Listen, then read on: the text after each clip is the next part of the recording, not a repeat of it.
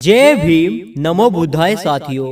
दोस्तों, बाबा साहब भीमराव अंबेडकर ने बताई चमारों के बारे में कुछ ऐसी बातें जिनको जानने के बाद सभी चमारों का सिर गर्व से ऊंचा हो जाएगा। तो चलिए मित्रों, डॉक्टर अंबेडकर ने क्या कहा इसी के बारे में जान लेते हैं। पहली बात, पूरे भारत में जनसूत्रियों और लोक कथाओं में चमारों को ब्राह्मण बड़ा भाई बताता है, क्योंकि ब्राह्मण हिंदू धर्म का मुखिया है तो चमार बौद्ध धर्म का मुखिया है। इसलिए चमारों की शादी में पंडित नहीं बुलाया जाता। दूसरी बात, समस्त जातियों में सिर्फ चमार जाति ही ऐसी है जो कि गरीब होने के बावजूद अपनी आन और शान पे मर मिटती है, और इस जाति में आज भी राजशाही गुण झलकते हैं। तीसरी बात, चमारों का घर गांव के बाहर अक्सर होता है, क्योंकि चमार गांव के राजा होते थे। इनको ही गांव में ढीठ बाबा कहा जाता था।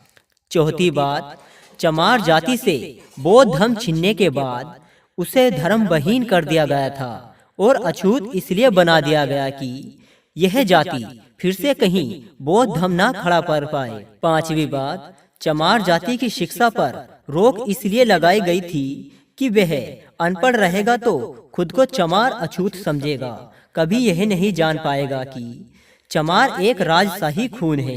इसलिए चमारों की शिक्षा पर रोक लगाई गई थी कि चमार शिक्षा पाएगा तो फिर से बौद्ध धर्म खड़ा कर देगा। छठी बात, चमार खुद को इसलिए चमार कहलाना पसंद नहीं करते क्योंकि चमार इनका नाम ही नहीं है।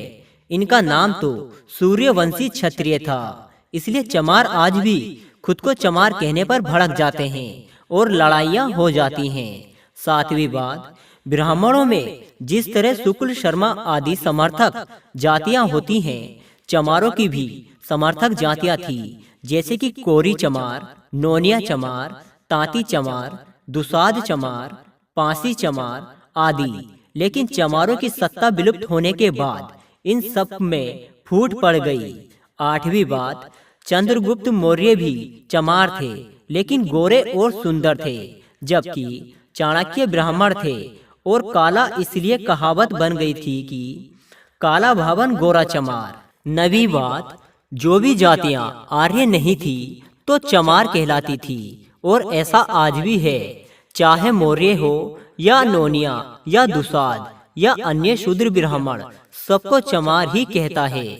10वीं बात, रामायण में और कुमराली भट्ट की किताबों में बुद्ध को शूद्र लिखा गया है, और रियल में भी चमार को ही मुख्य शूद्र माना गया है। अन्य जाति कभी भी निशाने पर नहीं रही। तो मित्रों, मेरा हर हिंदू धर्म के चमार भाइयों से अनुरोध है कि अगर वीडियो अच्छा लगे तो वीडियो को ज्यादा से ज्यादा लाइक करें और शेयर करें। जय भीम, जय भारत।